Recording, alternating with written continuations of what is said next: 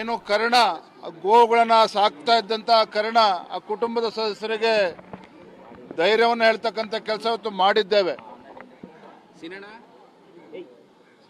ನಾನು ಇಷ್ಟು ಮಾತ್ರ ಸಂದರ್ಭದಲ್ಲಿ ಹೇಳ್ತೇನೆ, ಗೋಮಾತೆಯನ್ನ ಪೂಜೆ ಮಾಡ್ತಕ್ಕಂಥ ಈ ನಾಡು, ಈ ದೇಶದಲ್ಲಿ ಈ ರೀತಿ ದುರ್ಘಟನೆ ನಡೆದಿರ್ತಕ್ಕಂಥದ್ದು ಅಕ್ಷಮ್ಯ ಅಪರಾಧ. ಈ ಕಾಂಗ್ರೆಸ್ ಸರ್ಕಾರ ಬಂದಾಗಿನಿಂದ ಸಿದ್ದರಾಮಯ್ಯನವರು ಮುಖ್ಯಮಂತ್ರಿ ಆದ್ಮೇಲೆ ಗೋ ರಕ್ಷಣೆನೂ ಕೂಡ ಆಗ್ತಾ ಇಲ್ಲ.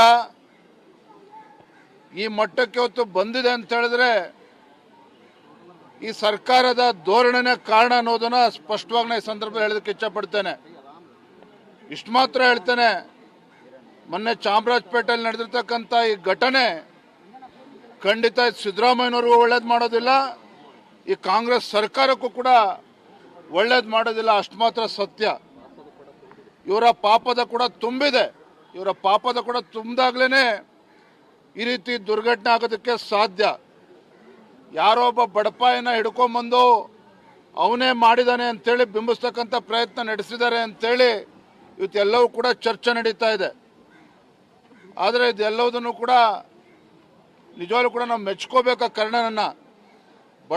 ಬೆಂಗಳೂರಿನ ಚಾಮರಾಜಪೇಟೆಯಲ್ಲಿ ಏನು ನಿನ್ನೆ ಘಟನೆ ಇಡೀ ರಾಜ್ಯ ಬೆಚ್ಚಿ ಬೀಳುವಂಥ ಘಟನೆ, ಇನ್ನೆಂದೂ ಕಾಣದಂಥ ಘಟನೆ.